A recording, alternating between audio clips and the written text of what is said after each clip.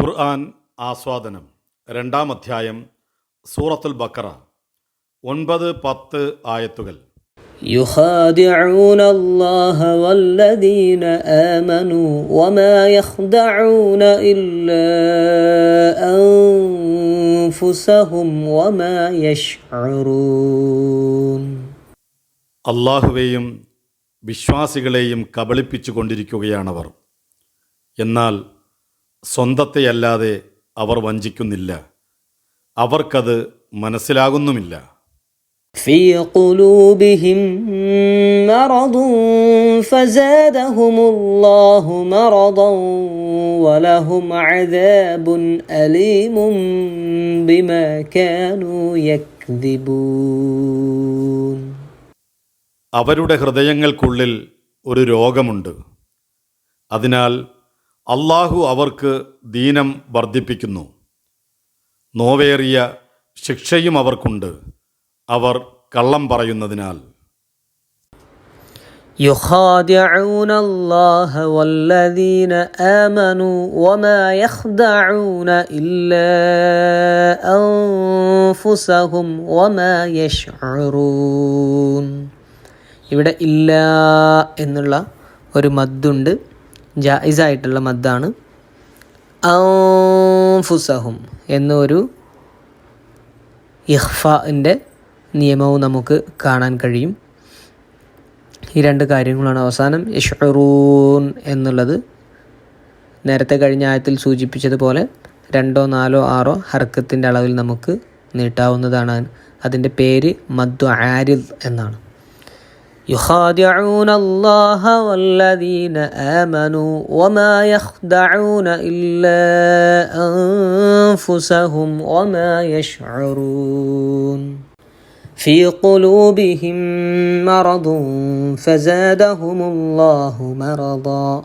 في قلوبهم مرض എന്നുള്ളിടത്ത് മണിച്ചു കൊണ്ടോതേണ്ടതുണ്ട്, അത് ഇദ്ഗാമാണ്. അതുപോലെ തന്നെ മറദുൻ ഫസാദ എന്നുള്ളിടത്ത് ഇഖ്ഫ ആണ്, മറച്ച് മണിച്ച് ഓതുക. മറദൻ വലഹും എന്നുള്ളത് കൂട്ടി ഓതുന്നുണ്ടെങ്കിൽ മറദൻ വലഹും എന്നത് മറദൻ വലഹും എന്നാവും. വാവിലേക്ക് കൂട്ടി ലയിപ്പിച്ച് 2 ഹർക്കത്തിൻ്റെ അളവിൽ മണിച്ചുകൊണ്ടാണ് അതിനെ ഓതേണ്ടത്. അദാബുൻ അലീം എന്ന് പറയുന്നിടത്ത് അദാബുൻ ഇൽഹാറായിക്കൊണ്ട് വളരെ വ്യക്തമായിട്ട് അതിന് ഓതേണ്ടതുണ്ട്.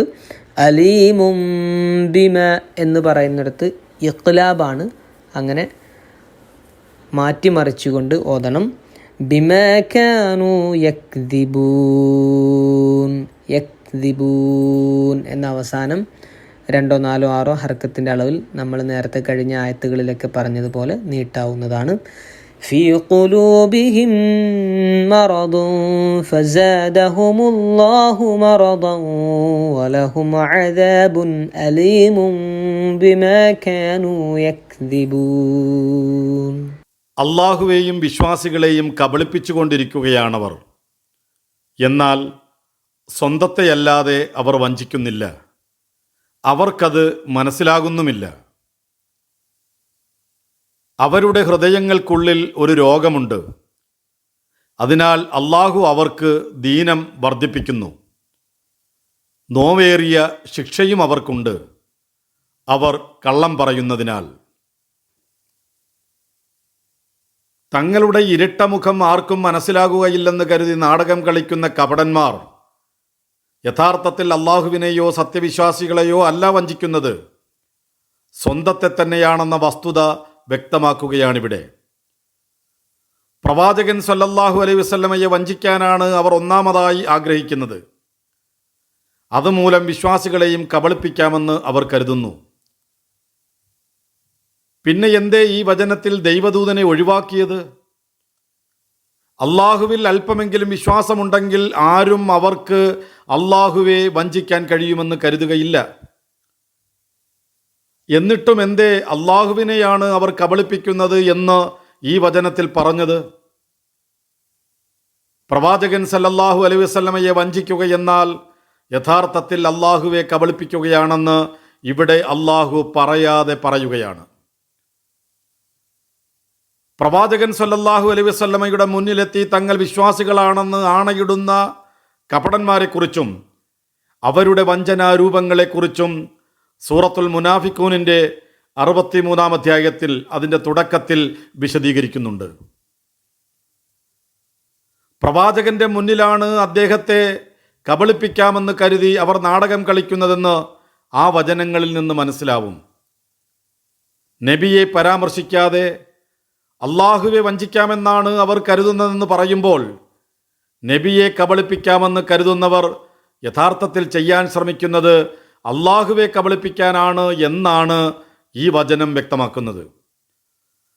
സർവജ്ഞനായ അള്ളാഹുവിനെ കബളിപ്പിക്കാമെന്ന് കരുതുന്നവർ യഥാർത്ഥത്തിൽ സ്വയം വഞ്ചിതരാവുകയാണ് ചെയ്യുന്നതെന്ന് പറയേണ്ടതില്ലല്ലോ.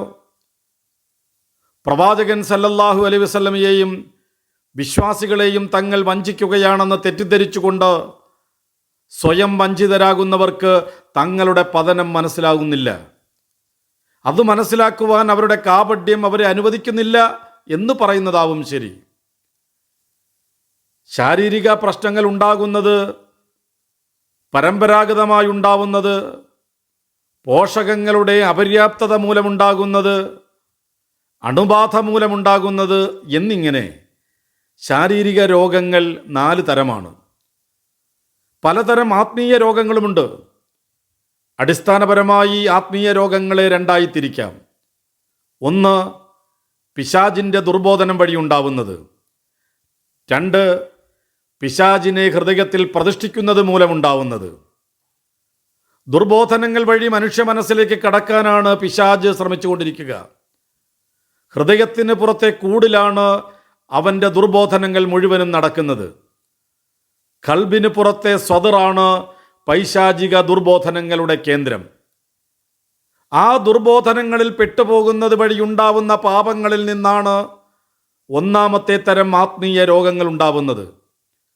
പാപങ്ങളെ തിരിച്ചറിഞ്ഞ് ആത്മാർത്ഥമായി പശ്ചാത്തപിക്കുകയും ജീവിതം നന്നാക്കി തീർക്കുകയും ചെയ്യുന്നതോടെ അത്തരം രോഗങ്ങൾ സുഖപ്പെടും. സ്വദറിൽ നിന്ന് പിശാചിനെ ഓടിച്ച് ഖൽബിനെ ശുദ്ധീകരിക്കുകയാണ് തൗബയിലൂടെ വിശ്വാസി ചെയ്യുന്നതെന്ന് പറയാം. അതിനുള്ള മാർഗങ്ങളാണ് വെളിപാടുകളിലൂടെ അള്ളാഹു അവതരിപ്പിച്ചു കൊടുത്തിരിക്കുന്നത്. പിശാചിന് ബോധപൂർവം തൻ്റെ ഹൃദയത്തിൻ്റെ വാതിൽ തുറന്നു കൊടുക്കുന്നത് വഴിയാണ് 2-ാമത്തെ തരം ആത്മീയ രോഗങ്ങൾ ഉണ്ടാവുന്നത്. തനിക്ക് വേണ്ടി തുറക്കപ്പെട്ട ഹൃദയത്തിൽ പിശാച് ആധിപത്യം സ്ഥാപിക്കുന്നതോടെ രോഗം ഹൃദയത്തിൻ്റെതാവും. പിന്നെ ഹൃദയത്തെ ഭരിക്കുന്നത് പിശാചാണ്. അപ്പോൾ മനസ്സിൻ്റെ ഫലം എപ്പോഴും പൈശാചികമായിരിക്കും. അതിൽ നിന്ന് പൈശാചികമായ ചിന്തകളും പ്രവർത്തനങ്ങളും മാത്രമേ പുറത്തു വരൂവെന്നർത്ഥം.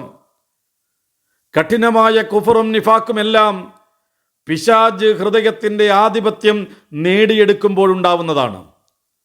ഹൃദയം തുറന്ന് പിശാചിനെ പുറത്തേക്കെറിയാതെ പ്രസ്തുത രോഗങ്ങൾ ഭേദമാവുകയില്ല. അങ്ങനെ പുറത്തേക്കെറിയണമെങ്കിൽ കഠിനമായ പ്രയത്നം ആവശ്യമുണ്ട്. പിശാച് ഭരിക്കുന്ന ഹൃദയം പേറി നടക്കുന്നവർക്ക് അതിനെ പുറത്തേക്കെറിയണമെന്ന് തോന്നുകയില്ല. തങ്ങളുടെ രോഗം അവർക്ക് അലങ്കാരമായി അനുഭവപ്പെടൂ.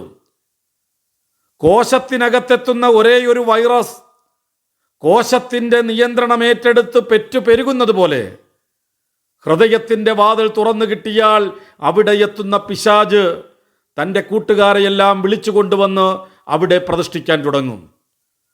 ഹൃദയത്തിൻ്റെ രോഗം വർദ്ധിച്ചു കൊണ്ടിരിക്കുന്നത് അതുകൊണ്ടാണ്. പിശാചിന് ഹൃദയം തുറന്നു കൊടുത്തത് സ്വബോധത്തോടു കൂടി തന്നെ മുനാഫിക്കാണ്. അതുകൊണ്ടുണ്ടായതാണ് ഹൃദയത്തിൻ്റെ രോഗം. അങ്ങനെ രോഗമുള്ളവരുടെ ഹൃദയത്തിൽ പിശാചുക്കൾ കൂട്ടുകെട്ടണമെന്ന നിയമം അള്ളാഹുവിൻ്റേതാണ്. രോഗം വർദ്ധിക്കുന്നതിന് കാരണം അള്ളാഹുവിൻ്റെ ഈ നിയമവുമാണ്. കപടന്മാർ സ്വന്തം മനസ്സ് പിശാചിന് തുറന്നു കൊടുക്കുക വഴിയുണ്ടായ രോഗം വർദ്ധിപ്പിക്കുകയാണ് അള്ളാഹു ചെയ്യുന്നത് എന്നർത്ഥം. വർദ്ധിച്ചു കൊണ്ടിരിക്കുന്ന കാപട്യ രോഗത്തിൽ നിന്ന് ഓരോ ദിവസങ്ങൾ കഴിയുമ്പോഴും പുതിയ പുതിയ ശല്യങ്ങളാണ് മുസ്ലിം സമൂഹത്തിനുണ്ടായിക്കൊണ്ടിരിക്കുക. സ്ഥിരമാണ് ആ ശല്യം. രോഗം വർദ്ധിച്ചു കൊണ്ടിരിക്കുന്നതിൻ്റെ ലക്ഷണമാണത്. രോഗമുള്ളപ്പോൾ ഇന്ദ്രിയങ്ങൾ യഥാരൂപത്തിൽ പ്രവർത്തിക്കുകയില്ല. മധുരം കയ്പായും സുഗന്ധം ദുർഗന്ധമായും അനുഭവപ്പെടും. സത്യം അസത്യമായും അസത്യം സത്യമായും നന്മ തിന്മയായും തിന്മ നന്മയായും മുനാഫിക്കുകൾക്ക് തോന്നുന്നതിന് കാരണം അവരുടെ ഹൃദയങ്ങളിലുള്ള കാപഢ്യ രോഗമാണ്. സത്യത്തിൻ്റെ സൗരഭ്യം ആസ്വദിക്കുവാനുള്ള ശേഷിയില്ലാതെയാകുമ്പോൾ ചതിയും വഞ്ചനയുമെല്ലാം അവർക്ക് ആസ്വാദ്യകരമായി തീരുന്നു. അവർ സ്വയം വരുത്തി തീർത്തതാണ് രോഗം. രോഗം വളർന്നുകൊണ്ടിരിക്കുക എന്നത് അതിനുള്ള അള്ളാഹുവിൻ്റെ ശിക്ഷയാണ്. മൂസാ നബി അലൈഹിസ്സലാമയുടെ സമൂഹത്തെക്കുറിച്ച് അങ്ങനെ അവർ തെറ്റിയപ്പോൾ അള്ളാഹു അവരുടെ ഹൃദയങ്ങളെ തെറ്റിച്ചു കളഞ്ഞു. 61-ാം അധ്യായത്തിലെ 5-ാമത് സൂക്തം. ആ ഖുർആൻ പരാമർശം ഇതോട് ചേർത്ത് വായിക്കുക. തിന്മകളോടെയുള്ള അഴകുഴമ്പൻ സമീപനമാണ് കപടന്മാരെ രോഗികളാക്കിയത്. ഒരു സത്യവിശ്വാസി ഒരു തിന്മ ചെയ്താൽ അയാൾക്കൊരു പർവ്വതം തൻ്റെ മേലെ ആപതിക്കാൻ വരുന്നത് പോലെ തോന്നും. ഒരു മുനാഫിക്കിന് താൻ ഒരു തിന്മ ചെയ്താൽ അവൻ്റെ മൂക്കിൻ്റെ മേലെ ഒരു ഈച്ച ഇരുന്നത് പോലെ മാത്രമേ തോന്നുകയുള്ളൂ എന്ന് ഇബ്നു മസ്ഊദ് റളിയല്ലാഹു അൻഹു പറഞ്ഞതായി ബുഖാരി ഉദ്ധരിച്ചിട്ടുണ്ട്.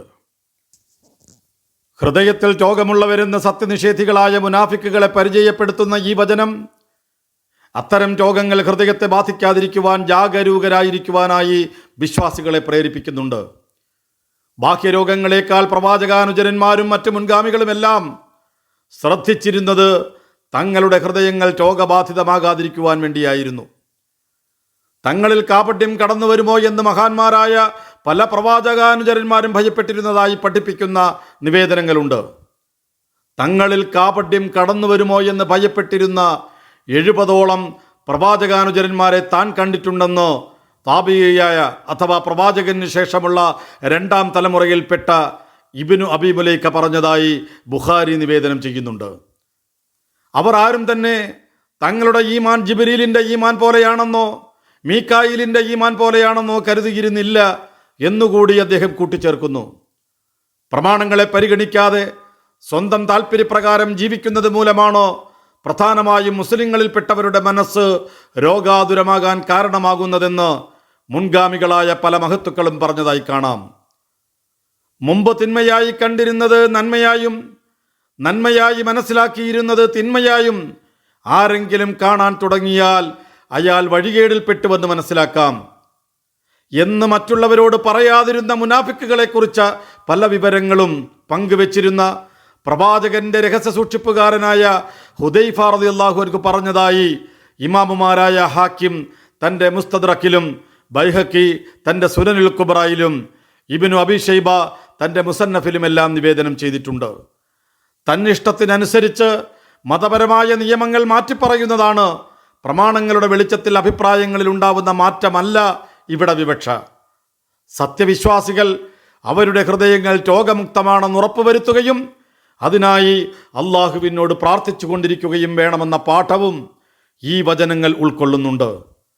ഹൃദയം നന്നായാൽ ഒരാൾ മുഴുവനും നന്നായി, അത് കേടായാൽ അയാൾ മുഴുവനും കേടായി എന്ന പ്രവാചകൻ സല്ലല്ലാഹു അലൈഹി വസല്ലമയുടെ വചനവും ഹൃദയങ്ങൾ മാറ്റിമറിക്കുന്നവനെ എൻ്റെ ഹൃദയം നിന്റെ മതത്തിൽ ഉറപ്പിച്ചു നിർത്തണമേ എന്ന പ്രവാചകൻ സല്ലല്ലാഹു അലൈഹി വസല്ലം പഠിപ്പിച്ച പ്രാർത്ഥനയും മനസ്സിലാക്കി തരുന്നതും മറ്റൊന്നല്ല. മുനാഫിക്കുകൾ സമൂഹത്തിൽ മുസ്ലിങ്ങളെപ്പോലെ തന്നെ ജീവിക്കുന്നവരാണ്. നമസ്കരിക്കുകയും നോമ്പ് പിടിക്കുകയും സത്യവിശ്വാസികളോടൊപ്പമാണെന്ന് ആണയിടുകയും ചെയ്യുന്നവർ.